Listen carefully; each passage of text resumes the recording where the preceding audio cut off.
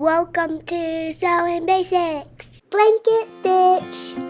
In this video, I'm going to demonstrate how to do the blanket stitch on some fabric folded over.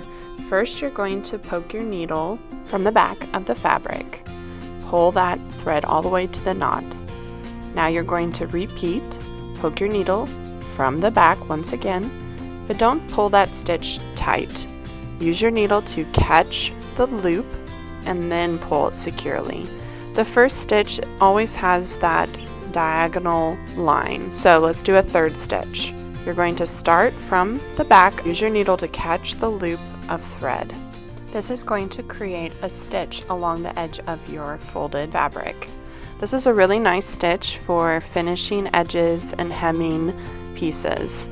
It's not impossible to do in the middle of your fabric, but primarily is used for hemming your pieces.